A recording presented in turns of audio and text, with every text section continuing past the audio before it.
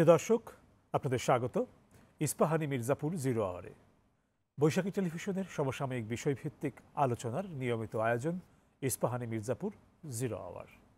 প্রতিদিনের মতো আজও নির্ধারিত একটি বিষয়ে কথা হবে অতিথিদের সঙ্গে। আজকের কথা বলার বিষয়ের শিরোনাম হচ্ছে দুশ্চিন্তা দূর হচ্ছে নাকি চাপা পড়ছে। যে দুজন অতিথি এই বিষয়ে কথা বলার জন্যে আমাদের সঙ্গে স্টুডিওতে উপস্থিত রয়েছেন, তাদের সঙ্গে পরিচয়ের পর্বটি সেরে নিচ্ছি। প্রথমে আমার ডানে আছেন প্রথমেই অধ্যাপক ডক্টর গোলামুর রহমান, সম্পাদক আজকের পত্রিকা। এরপরে রয়েছেন ডক্টর হেলালুদ্দিন আহমেদ, অধ্যাপক, জাতীয় মানসিক স্বাস্থ্য ইনস্টিটিউট। আপনার দুজনকে স্বাগত আমাদের এই অনুষ্ঠানে। দুই অতিথির সঙ্গে কথা হবে আজকের নির্ধারিত বিষয় দুশ্চিন্তা দূর হচ্ছে নাকি চাপা পড়ছে এই বিষয়ে। তবে তার আগে এক নজর দেখে নিচ্ছি বৈশাখী সংবাদের শিরোনাম। আন্তর্জাতিক পরিমণ্ডলে দেশের সম্মান মর্যাদা নষ্ট করেছে সাম্প্রতিক আন্দোলন, বলেছেন প্রধানমন্ত্রী। জামায়াত শিবিরের রাজনীতি নিষিদ্ধ চায় 14 দল। কোটা আন্দোলনকে ঘিরে নিহতদের স্মরণে আগামীকাল সারা দেশে শোক পালনের সিদ্ধান্ত নিয়েছে সরকার, হবে বিশেষ প্রার্থনা। ডিবি হেফাজতে থাকা কোটা আন্দোলনের 6 সমন্বয়কের পরিবারগুলো জানিয়েছে তাদের সন্তানরা স্বেচ্ছায় কর্মসূচি প্রত্যাহারের বিবৃতি দিয়েছে। সন্ধ্যা থেকে দেশজুড়ে আবার কারফিউ চলছে। দিনের বেলায় কারফিউ শিথিলের সময় কর্মমুখর ছিল রাজধানী, সড়কে ছিল তীব্র যানজট। এবং বারবার পরীক্ষা স্থগিতে উদ্বিগ্ন এইচএসসি পরীক্ষার্থীরা, দ্রুত বিদ্যালয় খোলার আকুতি আছে, না হলে পড়ালেখায় সেশন জট লাগতে পারে। শুনছিলাম বৈশাখী সংবাদের শিরোনাম। যাচ্ছি আলোচনায় আজকের দুই অতিথির সঙ্গে। কোটা সংস্কারকে ঘিরে সাম্প্রতিক যে আন্দোলন এবং এক পর্যায়ে গিয়ে যে সহিংসতা আমরা দেখেছি এবং তার পরবর্তীতে কারফিউ জারি হওয়া, সব কিছু মিলে বেশ ঘটনাবহুল একটি সময়ের ভেতর দিয়ে আমরা যাচ্ছি। এর নানা ধরনের অভিঘাত আমার সমাজে, আমার রাষ্ট্রে, এমনকি ব্যক্তির উপরেও আছে। এই বিষয়টি নিয়ে একটু কথা বলবো। প্রথমে আলোচনায় যাচ্ছি অধ্যাপক গোলাম রহমান, আপনার কাছে। এখন যে জায়গাটায় এসে আমরা দাঁড়িয়েছি পুরো ঘটনা প্রবাহের মধ্য দিয়ে, তাতে আপনার কি মনে হচ্ছে যে সংকট বা যে দুশ্চিন্তা সংকটকে ঘিরে, সেটি কি আসলে শেষের পথে নাকি এটা আসলে চাপা পড়ছে, মানে দূর হচ্ছে না চাপা পড়ছে? একটু কি মনে হয় আপনার এই জায়গা থেকে? ধন্যবাদ আপনাকে। একই সাথে আমি ধন্যবাদ জানাই আমার সহ-আলোচকদের। বিষয়টা হচ্ছে যে যে অবস্থাটা আমরা মুখোমুখি হলাম, যে অবস্থাটা আমরা দেখলাম, সেটা হচ্ছে যে জাতির জন্য অত্যন্ত দুঃখজনক, অত্যন্ত উদ্বিগ্ন হওয়ার কারণ রয়েছে যে আমরা স্বাধীনতার এই 50 বছর 52 বছর পরেও এইরকম একটি দুর্যোগময় অবস্থা, যেখানে 2 শতাধিক মানুষকে জীবন দিতে হলো, প্রাণ বিসর্জন দিতে হলো, এবং একটা আন্দোলনকে কেন্দ্র করে। এখন হয়তো সেটার বিশ্লেষণে অনেক রকম, অনেক তথ্য, অনেক বিষয়ে আমরা গভীরে যাচ্ছি, অনেক কিছু জানতে পারছি, কিন্তু মাঝখান দিয়ে যে এই যে এতগুলো মানুষ জীবন উৎসর্গ করে ফেললেন, তাদের পরিবার, তাদের আত্মীয় স্বজন, আমরা সাধারণভাবে কি দেখি? আমরা বাংলাদেশের স্বাধীনতার পরে এত বড় ধরনের কিন্তু এরকম কোনো ঘটনা আমরা দেখিনি। সুতরাং বিষয়টি যে কারো মনে কোনো না কোনোভাবে এটা প্রশ্নবিদ্ধ করবে, মনে নাড়া দিবে, এবং এক ধরনের প্রতিক্রিয়া তার মধ্যে আসবে। এখন আমার মনে হয় যে কি করলে কি হতো সেটা তো ভিন্ন কথা। আমরা কি করে এটা এড়াতে পারতাম সেটাও এক ধরনের তাত্ত্বিক আলোচনা হতে পারে। কিন্তু যে ঘটনাটি ঘটে গেছে, এই ঘটনার যেন আর প্রবৃদ্ধি না হয়, এই ঘটনা যেন আর না বাড়ে, এই ঘটনা যেন আর মানুষকে যেন জীবন দিতে না হয়, আমার প্রথম কথা হচ্ছে এটা। এই জন্যে যে আন্দোলনের জন্য বাংলাদেশের মানুষ বিভিন্ন সময়ে ঐতিহাসিকভাবে আমরা দেখি যে প্রাণ বিসর্জন দিয়েছেন, শহীদ হয়েছেন, মারা গেছেন, কিন্তু যৌক্তিক কারণেই হয়তো ওগুলো হয়েছে। কিন্তু আবার এটাও দেখা যায় যে কখনো কখনো কোনো আন্দোলনে ভুল পথে পরিচালিত হয় কিংবা আন্দোলন থেকে তৃতীয় পক্ষ কোনো কিছু সুবিধা নেওয়ার জন্য সেখানে নিজেদের ইনভলভ করে ফেলে কিংবা সুযোগ সন্ধানী প্রচুর লোকজন থাকে যাদের উদ্দেশ্য সাধনের জন্য ওই আন্দোলনের ভিতর ঢুকে পড়ে। আবার এমনও দেখা যায় যে কখনো কখনো সেই উদ্দেশ্য প্রণোদিতভাবে আন্দোলনকে ব্যাহত করার জন্য, আন্দোলনকে নষ্ট করার জন্য লোকজন ঢুকে পড়ে।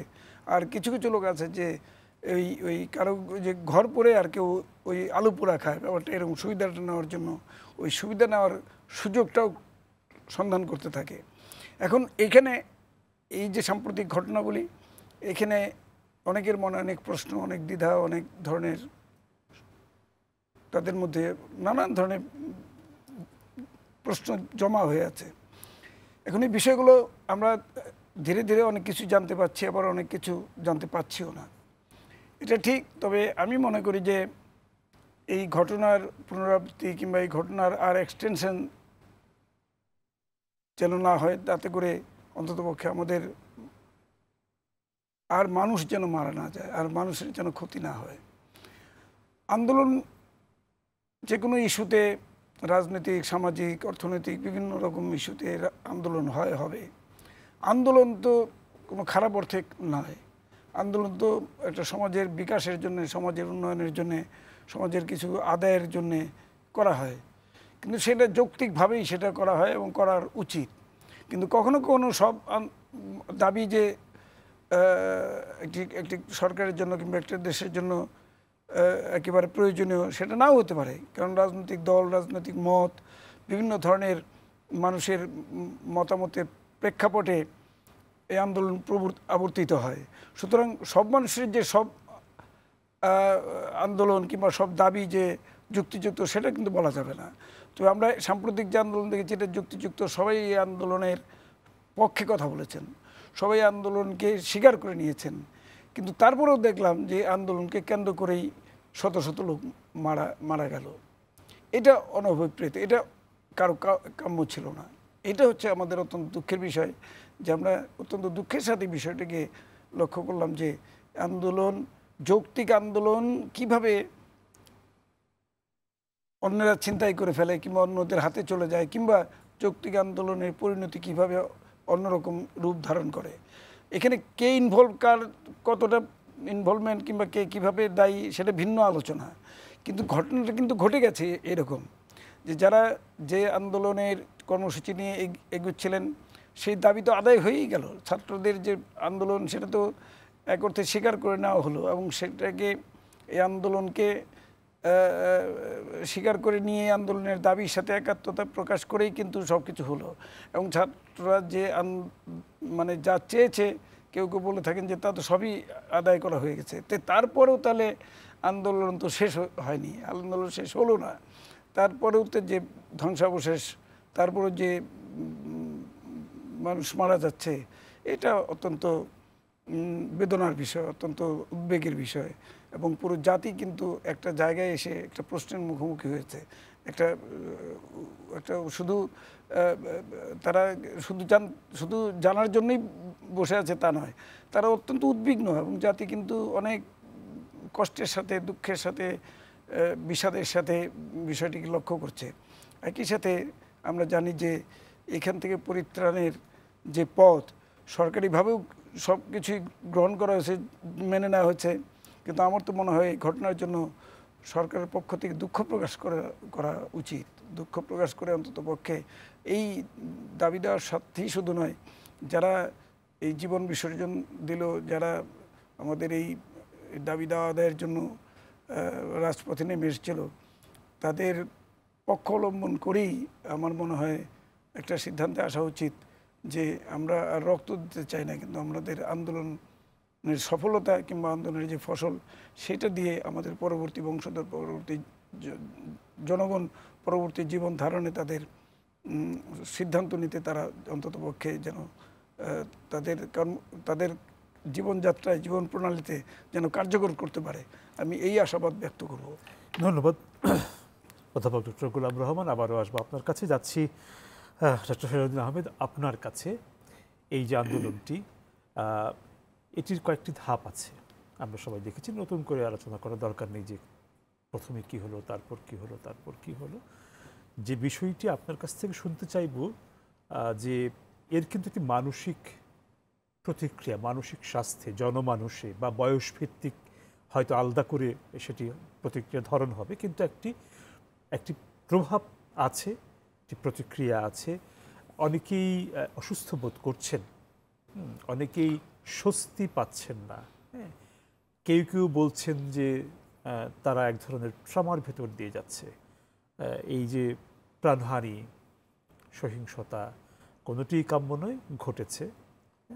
এবং এর পরিপ্রেক্ষিতে আমাদের জনমানুষের যে স্বাস্থ্য, সেই জায়গাটাতে কী ধরনের প্রভাব পড়েছে বলে আপনার মনে হয়, একটু শুনব। ধন্যবাদ আপনাকে। আসলে যেই ঘটনাগুলো ঘটে গেছে বিগত 10 দিনে, যে অনাকাঙ্ক্ষিত এতগুলো প্রাণহানি, ধ্বংসযজ্ঞ, সহিংসতা এবং সহিংসতা পরবর্তী আমরা কিছু নির্মমতাও প্রত্যক্ষ করেছি, সেই জায়গাটিতে কিন্তু প্রত্যেকের মনে একটা প্রাথমিকভাবে একটি চাপ তৈরি হয়। এই ঘটনাগুলো যখন মানুষ দেখে, যখন শোনে বা যখন খানিকটা প্রত্যক্ষ করে সামনাসামনি, তখন কিন্তু প্রত্যেকের মনে এক ধরনের চাপ তৈরি হয়। এবং মানসিক স্বাস্থ্যের ভাষায় সেই চাপটিকে আমরা বলে থাকি অ্যাকিউট স্ট্রেস, মানে তীব্র চাপ। শুধু স্ট্রেস না, অ্যাকিউট স্ট্রেস, তীব্র একটি চাপ তৈরি হয়। চোখের সামনে যদি আমি কারো মৃত্যু দেখি, আমি চোখের সামনে কোনো বিভৎস দৃশ্য দেখি, আমি যদি চোখের সামনে একটি ধ্বংসযজ্ঞ দেখি যেখানে আমার জীবন বিপন্ন হতে পারে, আমার প্রিয়জনের জীবন বিপন্ন হতে পারে, তখন কিন্তু আমাদের মধ্যে একটা তীব্র চাপ তৈরি হয়। এবং এই চাপটি কিন্তু শুধুমাত্র যারা প্রত্যক্ষ করেছে, স্যার যেমনটা বললেন যে যারা রাজপথে ছিল, যারা আন্দোলন করেছে, শুধু তাদের উপরে নয়, বরং যারা নিহত হয়েছে, আহত হয়েছে, তাদের উপরে নয়। এটি কিন্তু বিভিন্ন পর্যায়ে, বিভিন্ন ধাপে ধাপে প্রায় দেশের সকল মানুষের উপরে কম বেশি হয়। এটি যদি আমি একটু বিজ্ঞানের ভাষায় বলি, তাহলে আমরা বলবো যে কোনো ডিজাস্টার, যে কোনো একটি অনাকাঙ্ক্ষিত পরিস্থিতি, যে কোনো একটি এরকম সহিংসতা, নির্মমতা, তারপর যারা সরাসরি এতে আক্রান্ত হয়েছে, যারা নিহত হয়েছে তাদের স্বজনেরা, যারা আহত হয়েছে তারা, যারা সেটি প্রত্যক্ষ করেছে তারা তো বটেই, এর পাশাপাশি যে আইন শৃঙ্খলা রক্ষাকারী বাহিনীর সদস্যরা মাঠে ছিলেন তাদেরও কিন্তু এক ধরনের ট্রমা হবে। আমার সংবাদকর্মীরা যারা রাস্তায় ছিলেন, যারা সংবাদটি সংগ্রহ করেছেন, তাদের ভেতরে এক ধরনের ট্রমা হবে। যে চিকিৎসকরা তাদেরকে চিকিৎসা দিয়েছেন, তাদের ভেতরে কিন্তু এক ধরনের ট্রমা হবে। এবং যারা বাড়িতে বসে টেলিভিশনে অথবা সংবাদপত্রের বিষয়গুলো পড়েছেন, ছবি দেখেছেন, তাদের ভেতরে এক ধরনের ট্রমা হবে। এখানে বিভিন্ন লেভেল অফ আমরা সার্ভাইভাল বলি, প্রত্যেকের ভেতরে কিন্তু এক ধরনের ট্রমা থাকে। এবং ট্রমার প্রাথমিক প্রতিক্রিয়াটি হয় অ্যাকিউট স্ট্রেস, যেটি আমরা বললাম তীব্র মানসিক চাপ, যার অংশ হয়েছে দুশ্চিন্তা হবে, এক ধরনের অনিশ্চয়তা তৈরি হবে। সবচেয়ে কমন যদি আমি সাধারণ দর্শকদের জন্য বলি, ঘুমের সমস্যা হবে। অর্থাৎ তারা প্রথমে ঘুমোতে পারবে না, তাদের ভেতরে একটা দুঃস্বপ্ন তৈরি হতে পারে, একটা ভীতি তৈরি হতে পারে, অনাকাঙ্ক্ষিত মাথা ব্যথা হতে পারে যার কোনো ব্যাখ্যা নাই, বুকের ভেতরে একটা চাপ তৈরি হতে পারে, এবং কারো কারো ক্ষেত্রে অস্বাভাবিক আচরণ হতে পারে, অস্বাভাবিক চিন্তা হতে পারে, এবং একটা নামনেস কারো কারো হতে পারে, যে এক ধরনের কোনো অনুভূতিহীন অসাড় কারো কারো ভিতরে চলে আসতে পারে। এটি হচ্ছে তীব্র মানসিক চাপ যেটি হতে পারে। কিন্তু এর কিন্তু একটি সুদূর বিস্তারী কিছু প্রভাব রয়েছে। সেই প্রভাবটিকে আমরা বলে থাকি এবং জেনেছেন যে বিভিন্ন সময় সেটাকে আমরা বলি পিটিএসডি, মানে পোস্ট ট্রমাটিক স্ট্রেস ডিসঅর্ডার। 2 সপ্তাহ থেকে 6 সপ্তাহ পরে যেই বিভাগগুলোর কথা বললাম, যেই পর্যায়ের মানুষগুলোর কথা বললাম, প্রত্যেকের, যারা আহত হয়েছেন, যাদের স্বজনেরা নিহত হয়েছেন, তারা থেকে শুরু করে আইন শৃঙ্খলা রক্ষাকারী বাহিনীর সদস্য, সাংবাদিক, পুলিশ, দর্শক, সবার ভেতরে এক ধরনের চাপ তৈরি হতে পারে। এবং কারো কারো পিটিএসডি মানে এক ধরনের ট্রমা পরবর্তী মানসিক চাপ তৈরি হতে পারে, যেটি তাকে একটি ফ্ল্যাশব্যাকের অনুভূতি দিবে, তাকে একটা অ্যাভয়েডেন্স করবে, তাকে নিজেকে একটু গুটিয়ে রাখতে বাধ্য করবে, এবং কখনো কখনো তার আচরণেও কিছু অসংলগ্নতা দেখা দিবে। এটি একটি দূরবর্তী প্রতিক্রিয়া হতে পারে এই ধরনের ট্রমার ক্ষেত্রে। আর একটি বিষয় না বললেই না, এবং খুবই গুরুত্বপূর্ণ একটি বিষয়, সেটি হচ্ছে শিশুদের মধ্যে কিন্তু এর প্রভাব খুব বেশি পরিমাণে পড়বে।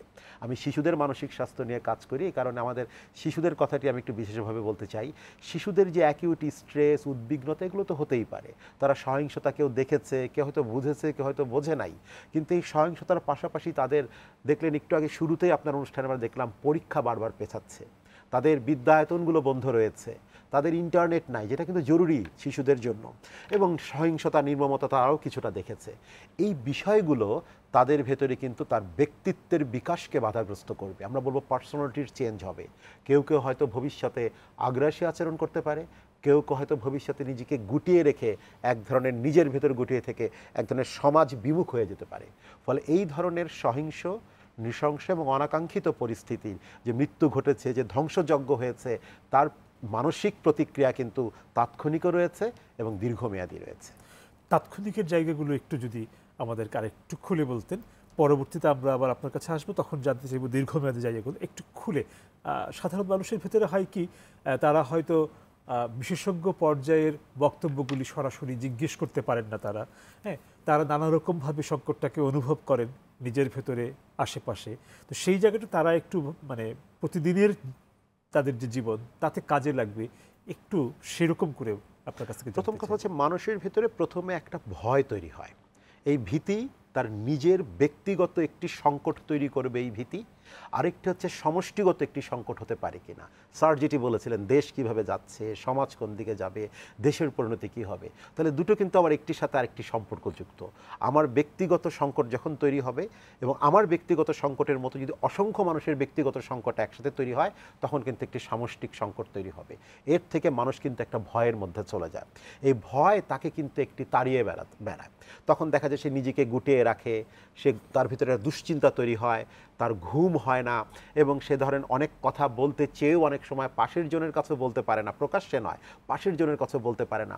এই জায়গাগুলো তার ভেতরে একটা উৎকণ্ঠার জায়গা তৈরি হয়। একটু বেশি কিছুদিন গেলে যখন সে বিভৎসতাগুলো দেখে, এই মৃত্যু দৃশ্য দেখে অথবা ধ্বংসযজ্ঞ দেখে, তখন তার কিন্তু বিষণ্ণতা তৈরি হতে পারে, তার ভিতরে ডিপ্রেশন আসতে পারে, তার মধ্যে একটা হতাশা আসতে পারে নিজেকে নিয়ে এবং রাষ্ট্রকে নিয়ে। তার ভিতরে একটা হতাশা আসতে পারে, কি হচ্ছে এরকম তো আমরা ভাবি নাই, আমরা তো কত সুন্দর একটি রাষ্ট্র চেয়েছিলাম। সেই জায়গা থেকে তার ভিতরে একটি বিষণ্ণতাও আসতে পারে, ভাঙচুর, এই হত্যাযজ্ঞ, এগুলো দেখে সব কিছু। সেই জায়গা থেকে আমরা বলবো তখন তার ভিতরে মনে হতে পারে একটা নিহিলিজম, যে আমার আর কোনো কিছুই আর কোনো নিহিলিজম দেখা দিতে পারে কারো কারো ক্ষেত্রে।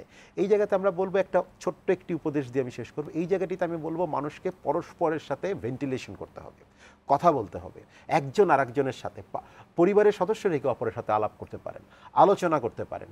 এই যে আমরা কথা বলি, কথাগুলোর মধ্যে দিয়ে কিন্তু একটা ভেন্টিলেশন হয়, এবং ভেন্টিলেশনের মধ্যে দিয়ে মানুষ তার নিজের দুশ্চিন্তা এবং তার ভেতরে যে অনিশ্চয়তা আছে, অনিরাপত্তা বোধ আছে, সেটি কিন্তু আমরা দূর করি একজন আরেকজনের সাথে কথা বলি। আমরা লিফটে যখন আটকে যাই, তখনই ধরো কথা বলি একজন আরেকজনের সাথে, তার মধ্যে দিয়ে আমাদের ভীতিটা দূর হয়। তার মানে নিজেকে গুটিয়ে রাখা যাবে না, কথা বলতে হবে।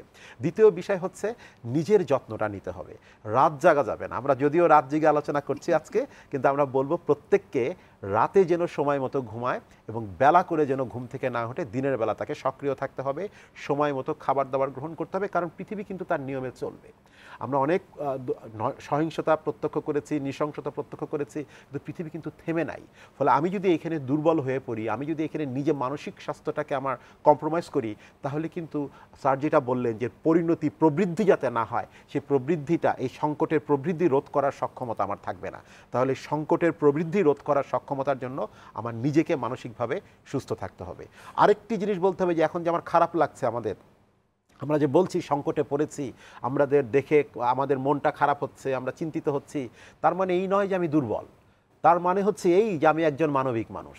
তার অর্থ হচ্ছে এই আমার ভেতরে মানবিকতা আছে। তার অর্থ হচ্ছে এই যে আমি আমাকে নিজেকে ধন্যবাদ দেওয়ার মতো যথেষ্ট উপযুক্ত হয়ে দাঁড়িয়েছি। সুতরাং এই দুর্বলতা মনে করা যাবে না এই সংকটকে আমার নিজের মানসিক স্বাস্থ্য। দুজন ব্যক্তির কথা, আপনার কথা শুনতে শুনতে আমার মনে পড়লো যাদের সঙ্গে আমার কথা হয়েছে, এবং দুজনের কথা আমি এখন আপনার কাছে আমি উপস্থাপন করব, বুঝতে চাইব যে এই ধরনের ক্ষেত্রে আপনারা কি পরামর্শ দেন। একজন, তিনি চাকরিজীবী, সমসাময়িক ঘটনার প্রেক্ষিতে হুট করে তার চাকরি চলে যাওয়ার মতন বাস্তবতা বা আশঙ্কা নেই, কিন্তু তিনি আমাকে বলছিলেন যে এই ধরনের একটা সময় পার করতে গিয়ে তার কাছে একটা বড় শঙ্কার জায়গা তৈরি হয়ে গেল। তার কাছে মনে হলো আমার যদি জব আমি যদি করতে না পারি, উনি একদিন জবে যাওয়ার পথে উনি বাধাগ্রস্ত হয়েছিলেন, সেটুকুই। বাট এটির কোনো ধারাবাহিকতা নেই, এটি একদিনের বা একটি সময়ের ঘটনা। কিন্তু তিনি ভাবছেন যদি তিনি চাকরি করতে না পারেন তাহলে তার পরিবারের কি হবে, তার কি হবে।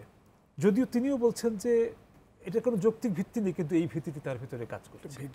এই বিষয়টা একটু আপনি জানতে চাইবো যে এইরকম কেন হয়। আরেকটা বিষয় আছে, সেটাও বলে রাখি, সেটা হচ্ছিল যে এটি আরেকজনের কথা, যিনি হচ্ছেন, তার কথাটা হচ্ছিল যে তিনি থাকেন একটা বিষয়, অনেক পক্ষ থাকে, তিনি বলছেন যে তিনি ঠিক কোনো পক্ষেই না অবস্থান করতে পারছেন না, কখনো উনি এই পক্ষে কখনো ওই পক্ষে, এবং তিনি জিজ্ঞেস করছিলেন যে আমার এই ধরনের কি এটা অস্থিরতা নাকি এটাই ঠিক, আমি ঠিক বুঝতে পারছি না, আমার এক ধরনের অস্থিরতা হচ্ছে, আমি ঠিক কোনো পক্ষেই যেতে পারছি না, কোনো পক্ষ থেকেই জায়গাটাকে আমি বিশ্লেষণ করতে পারছি না। এই দুইটা জায়গা যদি আপনার কাছ থেকে একটু শুনতে আমি চাই। খুব সংক্ষেপে বলি, প্রথম যে ভদ্রলোকের কথা বললেন উনি কিন্তু একটা অনিশ্চয়তার ভেতরে আছেন, শঙ্কার ভেতরে আছেন, এবং এটা তার ভিতরে একটা প্যানিক তৈরি কিন্তু করেছে। যৌক্তিক কোনো কারণ যৌক্তিক কারণ নাই, কিন্তু আমি ছোট জায়গা থেকে যদি বলি, ওই যে একবার তিনি অফিসে যেতে বাধাগ্রস্ত হয়েছিলেন, এই যে একটি ব্যক্তিগত জায়গায় তার একটি অনিশ্চয়তা তৈরি হয়েছে, এবং তিনি দেখেছেন রেডিও টেলিভিশন পত্রপত্রিকায় যে ঘটনাগুলো দেখেছেন, তখন তার ভেতরে একটি সামষ্টিক অনিশ্চয়তা এবং একটি অনিরাপদ অবস্থান তার কাছে মনে হয়েছে। তিনি একটি থেকে একটি, এটা ডোমিনো ইফেক্টের মতো, একটা ইট যখন পড়ে যায় আরেকটা ইটের উপর তখন পরপর পড়তে থাকে। তখন উনি চিন্তা করলেন, আমি যদি অফিস যেতে বাধাগ্রস্ত হই আজকে, কালকে যদি আমাকে অফিসে ঢুকতে না দেয়, পরশু যদি আমার অফিসটিকে এরকম করে জ্বালিয়ে দেওয়া হয়, তারপরে যদি আমার অফিসের কোনো সহকর্মী বা আমার কাছের কোনো মানুষের মৃত্যু ঘটে, তাহলে কি হবে? অর্থাৎ একটি নেগেটিভ থট আমাদেরকে পরপর অনেকগুলো অটোমেটিক নেগেটিভ থটের দিকে নিয়ে যায়, স্বয়ংক্রিয় নেতিবাচক চিন্তায় আমরা নিজেদেরকে অনেক সময় ঢুকিয়ে ফেলি। তখন কিন্তু মানুষের ভিতরে একটি ছোট্ট ক্ষতি আমার কাছে অনেক বড় হিসেবে দেখা দেয়, যে আমার হয়তো অফিসে যেতে পারিনি, কিন্তু এটা মনে হচ্ছে আজকে বোধহয় আমার চাকরিই থাকবে না। তার মানে একটি ছোট জিনিসকে উনি একটু প্রজেক্ট করেছেন এই কারণে, কারণ বিষয়গুলো কিন্তু চারপাশে অসংখ্য রকম ঘটছে, সুতরাং এইটা তার উপর এক ধরনের পরোক্ষ প্রভাব ফেলছে। দ্বিতীয় যে প্রসঙ্গটি আপনি বললেন সেটি হচ্ছে যে কোন পক্ষ নেব, আমি বলবো তিনি তার নিজের পক্ষটি নেবেন, তিনি নিজে কি ভাবছেন, তার বিবেক তাকে কি উত্তর দিচ্ছেন, এবং অবশ্যই তিনি বাংলাদেশের পক্ষেই কথা বলবেন। এবং পক্ষ বিপক্ষর চাইতেই খুব গুরুত্বপূর্ণ হচ্ছে নিজের বিবেক বোধের কাছে প্রশ্ন করে সেই উত্তরটি যে নিজের উত্তরটি নিজে নেন, এর চাইতে বড় উত্তর আর কিছু নাই। Self rating is the best rating আমরা বলবো, তিনি নিজেকে রেট করবেন। সেক্ষেত্রে তার ওই অস্থিরতার কারণটা কি, মানে যে পক্ষভুক্ত হতে না তার পারার একটি কনফিউশন তৈরি হয়েছে, স্যার আরও সুন্দর ব্যাখ্যা করবেন বিষয়টা, তার ভিতরে একটা কনফিউশন তৈরি হয়েছে। তিনি যে পক্ষ বলছেন, দুই পক্ষের দিকেই তার কিছু যুক্তিও যেরকম আছে, দুই পক্ষের দিকে তার কিছু অযুক্তিও আছে, কুযুক্তিও আছে। তিনি কুযুক্তিও কিছু খুঁজে পেয়েছেন, আবার কিছু যুক্তিও খুঁজে পেয়েছেন। সেই কারণে তিনি কিন্তু একটু বিহ্বল, আমরা বলি কনফিউজড হয়ে গেছেন, এবং এই কনফিউশন তাকে কিন্তু একটা অস্থিরতায় ফেলেছে। মানুষ যখন একটা কনফ্লিক্ট টাচ করে, বিশেষ করে ইনার কনফ্লিক্ট, যে আমি কি এই চাকরিটা গ্রহণ করব, নাকি এই চাকরিটা গ্রহণ করলে তো আমাকে বাড়ি ছেড়ে অনেক দূরে চলে যেতে হবে, তাহলে কি আমি অনেক দূরে বেশি দামের চাকরিতে যাব, নাকি অল্প দামের চাকরিতে আমি ঢাকা শহরে থাকবো? তখন তার ভিতরে একটা ইনার কনফ্লিক্ট হয়। এটা হচ্ছে অ্যাপ্রোচ কনফ্লিক্ট। দুদিকে তার অ্যাপ্রোচ আছে, তার ডান দিকেও অ্যাপ্রোচ আছে, এই পক্ষের কাছেও অ্যাপ্রোচ আছে, এই পক্ষের কাছে অ্যাপ্রোচ আছে। এই অ্যাপ্রোচ কনফ্লিক্ট মানুষকে কিন্তু বেশি বিপদে ফেলে। আর অ্যাপ্রোচ অ্যাভয়েডেন্স কনফ্লিক্ট একটা বলি, যেটা খারাপ আমি জানি আর এটা ভালো, তখন আমার কনফিউশনটা কমে আসে। কিন্তু দুদিকেই যখন আমার কিছু ভালো থাকে, দুদিকেই যখন আমার কিছু নেতিবাচক জিনিস থাকে, তখন মানুষের ভেতরে এক ধরনের কনফ্লিক্ট তৈরি হয়। সেই কনফ্লিক্ট তাকে তাড়িয়ে বেড়ায় এবং তার ভেতরে একটা অস্থিরতা তৈরি করে। আমাদের আলোচনা চলবে, একটা বিরতির সময় হয়ে গেছে, তারপর ফিরবো আবার আপনাদের কাছে। প্রিয় দর্শক, ইস্পাহানি মির্জাপুর 0 আওয়ারে এখন একটা বিরতি, ফিরবো অল্প সময়ের ভেতর, আশা করি সঙ্গেই থাকছেন।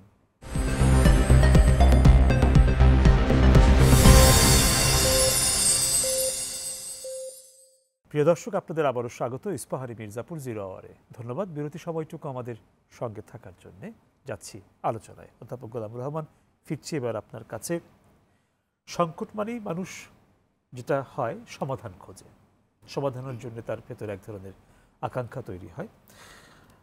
বর্তমান যে সংকটটি, এটা আন্দোলনকে ঘিরে, সেই জায়গা থেকে নানা ধরনের ইঙ্গিতের প্রেক্ষিতে ধারণা করা হচ্ছে যে এটি হয়তো একটি সমাধানের পথে যাচ্ছে। কিন্তু এই যে হয়তো শব্দটি, এটি কেন রাখতে হচ্ছে, এটি কেন আসছে, সমাধান পথে ঠিকমতো যাচ্ছে কিনা, সমাধানটি ঠিকমতো হচ্ছে কিনা, তার উপর নির্ভর করবে আসলেই সমাধানটি হলো কিনা।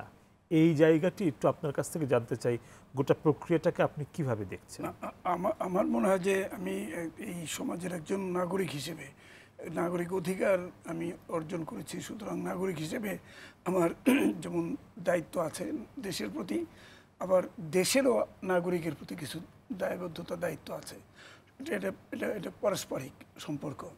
আমি যেমন ট্যাক্স দিই, আমি যেমন আইনকানুন মেনে চলি, এটা যেমন আমার নাগরিক দায়িত্ব, একই হিসেবে আমার নাগরিক কিছু অধিকার আছে। সেই অধিকারগুলি কিন্তু আমি নাগরিক হিসেবে সরকারের কাছে, সমাজের কাছে পাই এবং চাওয়ার অধিকার আছে। সুতরাং এটা একপক্ষীয় ব্যাপার না, সমাজটা টিকে আছে সেইভাবে।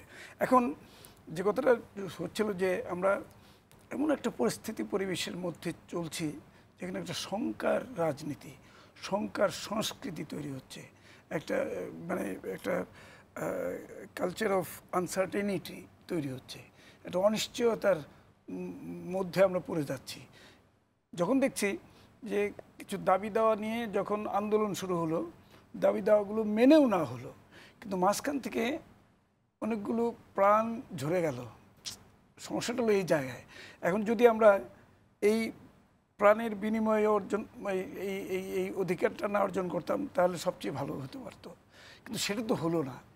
এখন এই যে জায়গাটা, সেটা এখন এই ড্যামেজ রিপেয়ার করার কতটুকু কি সুযোগ আছে আমি জানি না, তবে আমাদের সংযত হতে হবে, সবার আচার আচরণে সংযত হতে হবে। এটা সব পক্ষকেই আমার মনে হয় অন্ততপক্ষে সামাজিক নিরাপত্তার জন্যে, মানুষের জানমালের নিরাপত্তার জন্যে এক ধরনের তাদেরকে দায়িত্বশীল হতে হবে। এখন আমার কেন যেন মনে হয়েছে যে যখন দেশের রাজনীতি একটা ভালো জিনিস এক অর্থে, তাই না? যে দেশে যে কোনো ধরনের রাজনৈতিক কর্মকাণ্ড যখন হয় আমরা মনে করি যে দেশের উন্নয়নের জন্য, দেশের ভালোর জন্য, নাগরিক অধিকারের জন্য, মানুষের অধিকার প্রতিষ্ঠিত হওয়ার জন্য, অর্থনৈতিক হোক, সাংস্কৃতিক হোক, রাজনৈতিক হোক, বিভিন্ন ধরনের অধিকার আদায়ের জন্যই এই রাজনীতি হয় এবং আন্দোলন হয়। এবং সেগুলোকে যদি সঠিকভাবে পরিচালনা করা যায় সেটা সঠিক পথ পায়, আবার কখনো কখনো সেটা ডিরেলড হয়ে যায় কিংবা অন্যভাবে পরিচালিত হয়, কিংবা তখন সেটা ব্যর্থতায় পর্যবসিত হয়। যাই হোক, কিন্তু বিষয়টি হচ্ছে যে আমরা এই আন্দোলনে কি দেখলাম, এই আন্দোলনের যে দাবি, সবাই কিন্তু এই আন্দোলনের পক্ষে, সবাই যৌক্তিকভাবেই তারা পক্ষ নিয়ে বলেছে যে এই দাবি মানতে হবে, ব্যাপারটা এরকম। এখন সেটা কতটুকু মানা, কতটুকু কম মানা, বেশি মানা, কিংবা রেশিওটা কি হবে সেটা আলোচনা সাপেক্ষ।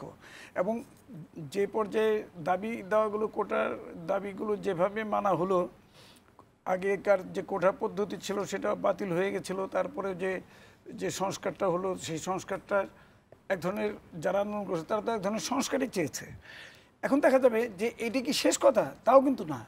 একটা সমাজ প্রগতিতে যখন সমাজটা নিশ্চয়ই এগিয়ে যায়, ডাইনামিক্স থাকে, ডাইনামিক এক সমাজ, সোসাইটি ইজ ডাইনামিক প্রসেস। এখন এটা তো থেমে নাই, থেমে থাকবেও না। তো সুতরাং আমরা যদি আমাদের কাজ করি ভুল করি, আমরা সিদ্ধান্ত নিতে ভুল করি, ডিসিশন নিতে ভুল করি, তাহলে হয়তো সমাজের জন্য ভালো নয়, মন্দ হবে।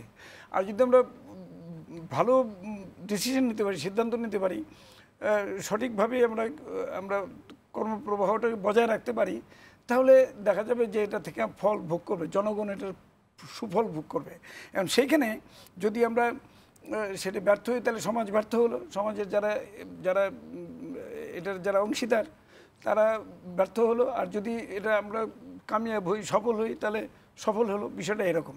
এখন দেখা যাক যে আমরা যখনই দেখি কোনো আন্দোলন কিংবা কোনো ইস্যুর ভিত্তিতে কোনো কথাবার্তা আসে, তখন দেখা যায় যে মানুষ কিন্তু সবসময় ন্যায্যতার পক্ষে, ন্যায্য বিষয়ের পক্ষে থাকে, মানুষ যুক্তির পক্ষে থাকে। মানুষ নিশ্চয়ই শুধু আবেগ, তো মানুষের সহজাত প্রবৃত্তি, অস্বীকার করা যাবে না। আবেগ তৈরি হয় কখন? আবেগ তৈরি হয় মানুষের ওই যুক্তিকেই অবলম্বন করেই কিন্তু আবেগ তৈরি হয়। এবং কখনো কখনো দেখা যায় যে আবেগটা ছাপিয়ে যায়, বড় হয়ে যায়। আমরা নিশ্চয়ই বাঙালি, অবশ্যই আমরা আবেগপ্রবণ জাতি, স্বীকার করি, কিন্তু আমাদের প্রতিটা আন্দোলনের পেছনেই কিন্তু যুক্তি ছিল, যুক্তি আছে। সুতরাং সেই যুক্তিকে অগ্রাহ্য করে আমি সেটাকে ধ্বংস করে দিব, সেটা কিন্তু ঠিক না। যে কারণে আমি বলছি যে এই যে এত জানমালের ক্ষতি হলো, এতগুলি মানুষ মারা গেল, আমরা জাতীয়ভাবে দুঃখ প্রকাশ করি, দুঃখিত হই। যে মায়ের কোল খালি হয়েছে, যার ভাই গেছে, বোন গেছে, কিংবা আত্মীয় স্বজন গেছে, তার তো অপূরণীয় ক্ষতি হয়েছে, সেটা তো পূরণ করার কোনো সুযোগ নেই। কিন্তু তারপর তার শুধু সহমর্মিতা দেখানো, তারকে সাহায্য সহযোগিতা করে, এটা সমাজের দায়িত্ব, দায়বদ্ধতা, সমাজকে নিতে হবে, সরকারকে নিতে হবে। এখন এই জায়গাটা আমরা আরও বেশি উদার হওয়া প্রয়োজন। আর একইভাবে যারা যে দাবি করছেন কিংবা যৌক্তিকভাবে যে আন্দোলনের কথা বলছেন, সেই যৌক্তিকতাটাকেও ওয়েট করতে হবে, মানে নীতি দিয়ে মাপতে হবে যে সত্যিকার যুক্তি কতটা, সেই যুক্তিটাকে যুক্তি নির্ভর একটা সমাধানের দিকে আমাদের যেতে হবে। আমি শুধু বলবো না যে শুধু আবেগের বশবর্তী হয়ে আমি সব কিছু ইয়েস অর নো করে দেবো, হা কিংবা না করে দেবো, তা কিন্তু নয়। সুতরাং আন্দোলন যেমন যৌক্তিক হবে, আন্দোলনের সাথে সাথে সিদ্ধান্ত গ্রহণও যৌক্তিক হবে। এটি মানুষের স্বাভাবিক প্রবণতা হওয়া উচিত বলে আমি ধন্যবাদ। মনে করি। আবারও আসবো আপনার কাছে। আপনি আলোচনাটা যে জায়গায় রেখেছেন সেখানে আরেকটু কথা আছে আপনার সঙ্গে, কিন্তু এই মুহূর্তে যাচ্ছি হেলালুদ্দিন আহমেদ আপনার কাছে। এই যেটুকু এই মাত্র যে কথাগুলো শুনলাম সেখানে দুটো বিষয়ে, ইগো, ইমোশন, এই দুটো বিষয় বেশ আলোচনা এসেছে, এবারে তার ভেতরে বারবার ঘুরে ফিরে এসেছে এবং এটি একটু আলোচনা হওয়া দরকারও। দেখা যায় যে এই ধরনের সময়ে সেটি সিদ্ধান্ত গ্রহণের প্রক্রিয়ায় হোক, সেটি কাঠামোগত জায়গা থেকে সিদ্ধান্ত গ্রহণের প্রক্রিয়ায় হোক, বা স্বতঃস্ফূর্ত কোনো একটি গোষ্ঠীবদ্ধ একটি জায়গাতে সিদ্ধান্ত গ্রহণের প্রক্রিয়া হোক, ভুল বোঝাবুঝি, যোগাযোগ, সব জায়গায় ইগো ইমোশনের দুটি বিষয় বেশ বড় একটা ভূমিকা রাখে। একটু শুনবো আপনার কাছ থেকে। যে এক্ষেত্রে আমরা বলবো, স্যার যেমনটা বললেন, যুক্তির উপরে যদি আমার আবেগ আধিপত্য বিস্তার করে তখন কিন্তু আমরা র্যাশনাল থাকি না, তখন কিন্তু আমরা হয়ে যাই ইমোশনাল। এবং আমরা যখন ইমোশন দ্বারা ড্রিভেন হই, ইমোশন দ্বারা পরিচালিত হই, আমাদের যে ইমোশনগুলো আমাদেরকে পরিচালিত করে তার ভেতরে কিছু আছে নেতিবাচক ইমোশন, কিছু আছে ইতিবাচক ইমোশন, কিছু আছে আবার মিশ্র ইমোশন। এবং এই ইমোশনগুলো যদি আমরা সঠিকভাবে র্যাশনালি ব্যবহার করতে না পারি, যেটিকে আমরা ইদানিংকালে বলে থাকি, কিন্তু আপনি শুনেছেন ইকিউ, ইমোশনাল কোয়েশিয়েন্ট বা ইমোশনাল ইন্টেলিজেন্স, সেই জায়গাটির যদি আমার একটু ঘাটতি থাকে তখন কিন্তু আমরা আমাদের আবেগের প্রবাহটি সঠিকভাবে এবং যৌক্তিকভাবে করতে পারি না। তখনই কিন্তু এই অনর্থগুলো ঘটে, তখনই জন্মানো একটা মব অ্যাগ্রেশন বা ক্রাউড অ্যাগ্রেশন, যেটি আমরা প্রত্যক্ষ করেছি। এই ক্রাউড অ্যাগ্রেশন বা মব অ্যাগ্রেশন কিন্তু সবসময় যে খুব যৌক্তিকভাবে তার দাবিটি আদায় করছে তা নয়, কখনো কখনো সে তার আবেগ দ্বারা প্রভাবিত হচ্ছে এবং সে নিজেও ক্ষতিগ্রস্ত হচ্ছে এবং অন্যকেও ক্ষতিগ্রস্ত করছে। ফলে সেই জায়গা থেকে আমরা বলবো, প্রত্যেকেই যদি যার যার জায়গা থেকে আবেগের চর্চা করি, অন্যের আবেগকে বোঝার জায়গাটিকে যদি আমরা বুঝে থাকি, তাহলে কিন্তু আমরা এই জায়গাগুলোকে, নিজের আবেগকে সঞ্চালন করা কিন্তু যথেষ্ট কঠিন। এটা কিন্তু অনেকটা গাড়ি চালানোর মতো, এটা অনেকটা সাইকেল চালানোর মতো, এটা অনেকটা সাঁতার কাটার মতো। আমি কিভাবে আমার আবেগকে কন্ট্রোল করব, কন্ট্রোল না বলে আমি শব্দটা বলতে চাই সঞ্চালন করব। সে আবেগের পরিচালন ও সঞ্চালন যত ভালোভাবে করতে পারবেন, যত প্রিসাইজলি করতে পারবেন, তত কিন্তু সেটি যৌক্তিক হবে।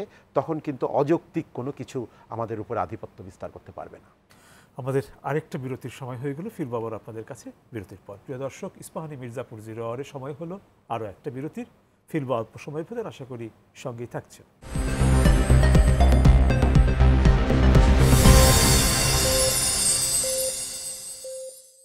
প্রিয় দর্শক, আপনাদের আবারও স্বাগত ইস্পাহানি মির্জাপুর 0 আওয়ারে। ধন্যবাদ বিরতির সময়টুকু আমাদের সঙ্গে থাকার জন্য। যাচ্ছি আলোচনায়। অথবা গুলাবুর রহমান, ফিরছি আপনার কাছে। আমরা যে শিরোনাম নিয়ে কথা বলছিলাম, যে দুশ্চিন্তা দূর হচ্ছে নাকি চাপা পড়ছে, হ্যাঁ, সেই জায়গাটার শেষ অংশে, আলোচনারও শেষ অংশে আমরা এসে গেছি। শেষ অংশে যাচ্ছি যে কোনো বিষয়ে আমাদের নজরের বাইরে রয়ে যাচ্ছে কিনা, কোনো বিষয়ে সমাধান হওয়া উচিত, কিন্তু আমি আমার স্বার্থের জায়গা থেকে সমাধান করছি না, অন্য একটা কিছু দিয়ে ব্যাপারটাকে যথার্থভাবেই উত্থাপন করেছেন। আসলে মানুষের মধ্যে তো নানান ধরনের টানাপোড়েন থাকে, নানান ধরনের চিন্তাভাবনা থাকে, পক্ষে বিপক্ষে নানান ধরনের সিদ্ধান্ত। হয়তো দেখা যাবে যে একটি আপাত সমাধানে পৌঁছে গেলাম, কিন্তু গুরুত্বপূর্ণ মনে করিনি এমন কোনো একটি বিষয়ে পরবর্তীতে আরেকটি সংকটের জন্ম দিল। সেরকম হবে কিনা এই জায়গাগুলো আমরা রাজনীতিতে দেখি কি, যখন একটি বিষয় নিয়ে একটি ইস্যু নিয়ে আন্দোলন শুরু হয়, দেখা যায় যে সেই ইস্যুর সাথে অন্য অনেক ইস্যু জড়িত হয়ে যায়, কিংবা সেই ইস্যু থেকে অনেক ইস্যু তৈরি হয়, এরকমও তো হয়েছে। তো এখন এই যে যেমন এই কোটা বিষয়ক যে আন্দোলন, কোটা বিরোধী আন্দোলন কিংবা কোটার পক্ষে আন্দোলন, যেভাবেই বলেন, কোটাটা তো এটা একটা সমাজের চাকরি বাকরির ক্ষেত্রে একটা যৌক্তিক এক ধরনের বিভাজন, যে কে কতটা পাবে, কোন ধরনের মানুষ কতটা চাকরির জন্য উপযুক্ত হবে ইত্যাদি। কিন্তু এটা কিন্তু খুব স্থায়ী কোনো সমাধান না। এটা সমাজ এগুতে থাকবে, এটা পরিবর্তন হতে থাকবে এবং এটা এই রেশিওটা পাল্টে যেতে থাকবে। সুতরাং এটা একটা ডিনামিক প্রসেসের ব্যাপার। তো এইখানে আমি কোনো কিছুকে অ্যাবসলিউট টার্মে একেবারে ওয়াটার টাইট কম্পার্টমেন্টের মধ্যে আবদ্ধ করতে চাই না। সমস্ত একটা ক্রিয়াশীল একটা ব্যাপার। এখন সেইখানে আমার মনে হয় মানুষের মধ্যে যে সন্তুষ্টি কিংবা অতুষ্টি কিংবা অসন্তুষ্টির ব্যাপারটা আছে, এটাকেও কিন্তু অস্বীকার করা যাবে না। কারণ দেখেন, একটা আন্দোলন পরিচালিত হয়েছে, আন্দোলনের দাবিও মেনে নেওয়া হয়েছে, কিন্তু মাঝখান থেকে শত শত মানুষের প্রাণ চলে গেছে। বিষয়টি তো সহজ না, এত ছোট করে দেখার সুযোগ নেই। সুতরাং সেই জায়গাটাকে আপনি যে কোনোভাবেই হোক এই সমাজে এটাকে তো আপনাকে কোনো না কোনোভাবে এটাকে গ্রহণ করেই আপনাকে এগোতে হবে এবং সেই বিষয়টাকে যথাযথ গুরুত্ব দিয়ে তাদেরকে, এখন কোনো মৃত্যুই কাম্য নয়, কিন্তু আবার যে মৃত্যুগুলো হয়ে গেল তাদেরকে তো এই সমাজে সহানুভূতি দিয়ে তাদের অর্থনৈতিকভাবে কোনো না কোনোভাবে সাহায্য সহযোগিতার হাত বাড়িয়ে তাদেরকে তাদের পাশে দাঁড়াতে হবে। সমাজের এইটি দায়িত্বশীলতা, এইটি দায়িত্ববোধ। সুতরাং সেই জায়গাটায় সমাজ যেন ভুল না করে, সমাজ যেন পিছিয়ে না পড়ে, সমাজ যেন বিচ্ছিন্ন না থাকে, সমাজ যেন এই ক্রিয়াশীল মানুষের সাথেই তারা অন্তত পক্ষে মনে করতে পারে যে আমরাও এটার অংশীদার। তাতে সহমর্মিতা হবে এবং তাতে করে যার কষ্ট বেশি, যার দুঃখ বেশি, যে স্বজন হারিয়েছে তার জন্যে অনেক বেশি সহজ হবে গ্রহণ করাটা, নইলে তার জন্য কিন্তু সে এই সমাজে একা পড়ে যাবে। সুতরাং তাকে নিয়ে চলতে হবে এবং তার বেদনা, তার যে দুঃখ কষ্ট সেটার সহমর্মিতার সাথে এমপ্যাথির সাথে সেটাকে দেখতে হবে। সিম্প্যাথি না, এমপ্যাথি দিয়ে বুঝতে হবে, তার জায়গায় থেকে আমাকে নিজের বুঝতে হবে যে তার মর্মবেদনা, তার কষ্ট সেটা কি। সুতরাং সেই জায়গাটায় আমার মনে হয় সরকারও সেই এই অনুধাবন প্রক্রিয়ার মধ্যে থাকবে বলে আমি অন্তত প্রত্যাশা করতে পারি। ধন্যবাদ আপনাকে। যাচ্ছি হেলালুদ্দিন আহমেদ, আমরা একদম শেষ পর্যায়ে এসেছি। আলাদা করে প্রশ্ন না করে আপনার যদি কিছু বলার থাকে সেটা একটু শুনবো। আমরা বলবো যে এই সময়টিতে কিন্তু একটি অস্থির সময় আমরা পার করছি এবং অনাকাঙ্ক্ষিত অপ্রত্যাশিত সময়, সহিংসতা ঘটেছে, প্রাণহানি ঘটেছে। এই সময়ে কিন্তু আমাদের নিজেদের মানসিক স্বাস্থ্যের যত্ন নেওয়া প্রয়োজন। আমরা যেমন ত্বকের যত্ন নিই, চুলের যত্ন নিই, দাঁতের যত্ন নিই, আমরা যেন আমাদের মানসিক স্বাস্থ্যের কথাটি ভুলে না যাই এবং আমরা যেন আমাদের মানসিক স্বাস্থ্যটাকে ভালো রাখি। না হলে কিন্তু স্যার যে ড্যামেজ কন্ট্রোলের কথা বললেন সেই জায়গাটিতে আমরা আবারও হোঁচট খাবো। যদিও বলেছিলাম প্রশ্ন করবো না, প্রসঙ্গত একটা প্রশ্ন করতেই হচ্ছে। সেটা হচ্ছিল যে এই যে আপনি মানসিক স্বাস্থ্যের কথা বলছেন, হ্যাঁ, এটা সমগ্র মানুষের সকলের জন্যই তো বলছেন, সেক্ষেত্রে এটি যেরকম ব্যক্তি উদ্যোগে হতে পারে, রাষ্ট্রেরও তো একটা ভূমিকা থাকা উচিত নাকি? আমরা কিন্তু সংকট সমাধানের ক্ষেত্রে রাষ্ট্রকে এই বিষয়ে কোনো দৃষ্টিভঙ্গি তৈরি করতে বা আলাদা করে কোনো অ্যাপ্রোচ ডেভেলপ করতে আমরা দেখি না, যে না আমরা এই বিষয়টাতে একটা মানসিক স্বাস্থ্যের জায়গাটিকে নিয়ে আলাদা করে ভাববো, বা নাকি আমি ভুল করছি? একটু শুনবো। না, স্বাস্থ্যের তো অন্তর্গত অংশ হচ্ছে মানসিক স্বাস্থ্য। আমাদের শারীরিক স্বাস্থ্য, সামাজিক স্বাস্থ্য, মানসিক স্বাস্থ্য মিলেই আমাদের স্বাস্থ্য। যারা আজকে আহত হয়েছে তারা যেমন শারীরিক চিকিৎসাগুলো পাচ্ছে, আমরা বলবো তাদের যাদের মানসিক স্বাস্থ্য সেবা প্রয়োজন নিশ্চয়ই হাসপাতালগুলো তাদের মানসিক স্বাস্থ্য সেবাটি প্রদান করবে। কিন্তু যাদের ওই সেবাটি সরাসরি দরকার নাই, যেমন আমি, আপনি সহ সাধারণ প্রত্যেকের কথা যাদের বললাম, তারা প্রত্যেকে কিন্তু ট্রমাটাইজড কোনো না কোনোভাবে এবং এক ধরনের মানসিক চাপে আছে। এই সেবাটি আমাদেরকে ব্যক্তিগত উদ্যোগে নিতে হবে। রাষ্ট্র বড়জোর এই জায়গাটিতে উৎসাহিত করতে পারি যে আপনারা নিজের মানসিক স্বাস্থ্যের যত্ন নিন। এটি কোনো সেবা নয়, এটি হচ্ছে মানসিক স্বাস্থ্যের যত্ন নেওয়া। আমি যেমনি টুথব্রাশ করে দাঁতের যত্ন নেই, আমি যেন তেমনি আমার মানসিক স্বাস্থ্যের যত্নটি নিজে নিতে পারি। কিন্তু এই জায়গাটায় আমার মনে হয় যে সাধারণ মানুষ তো ওই টেকনিক্যাল বিষয়টা তো তারা বুঝে না, ওই যে কিভাবে যত্নটা নিব, সেই কি করে যত্ন নেওয়া উচিত, সেটি আসলে গণমাধ্যম সেখানে একটি গুরুত্বপূর্ণ ভূমিকা পালন করতে পারে। অনেকে বোধহয়, আমার ধারণা যে বাস্তবতার নিরিখে অনেক বোধহয় বোঝেই না যে মানসিক স্বাস্থ্য ব্যাপারে গুরুত্বটা। সেই জায়গায় আমরা যে আলোচনাটা করছি বা আপনি যে পরামর্শগুলি দিচ্ছেন সেটা কিন্তু সচেতন জনগোষ্ঠীর জন্যে, হ্যাঁ, কিন্তু সবাই তো আসলে একই বাস্তবতায় থাকেন না। ফলে কিছুটা দায়িত্ব কি রাষ্ট্রকে অবশ্যই এখানে রাষ্ট্রের যেমনি দায়িত্ব আছে, গণমাধ্যমের দায়িত্ব খুব গুরুত্বপূর্ণ। তাদেরকে বলতে হবে মানসিক স্বাস্থ্যের জায়গাটি যেন আমরা ভুলে না যাই। পাশাপাশি প্রত্যেকটি পরিবারের ভেতরে কিন্তু আমরা মানসিক স্বাস্থ্যের যত্নের চর্চাটি করতে পারি। যেমন কিছু কিছু পরিবারের ভেতরে নিজের আলাপ আলোচনা করলাম, গুণগত সময় একে অপরকে দিলাম, বাড়িতে নিজেদের ভেতরে বিষয়গুলো নিয়ে আলাপ করলাম এবং যাদের এই সময়ে সমর্থন প্রয়োজন, সাহায্য প্রয়োজন, চিকিৎসা প্রয়োজন, তাদেরকে আমরা চিকিৎসা, সাহায্য, খাদ্য দিয়ে যদি সাহায্য করি তখন কিন্তু আমার নিজেরও মানসিক স্বাস্থ্যটা ভালো থাকবে। ফলে এই বিষয়গুলোর চর্চা আমরা একদম ক্ষুদ্র পর্যায় থেকে শুরু করে রাষ্ট্রীয় পর্যায় পর্যন্ত করতে পারি। ধন্যবাদ আপনার দুজনকে আজকের এই আলোচনায় অংশ নেওয়ার জন্য। ধন্যবাদ প্রিয় দর্শক, আপনাকেও এই আলোচনায় আমাদের সঙ্গে যুক্ত থাকার জন্য দীর্ঘ একটি সময়। কাল আবারও দেখা হবে ইস্পাহানি মির্জাপুর 0 আওয়ারে। কথা হবে অন্য কোনো একটি প্রসঙ্গে। সে পর্যন্ত সবাই ভালো থাকুন, সুস্থ থাকুন, সার্বিক অস্থি সুস্থ থাকুন। শুভরাত্রি।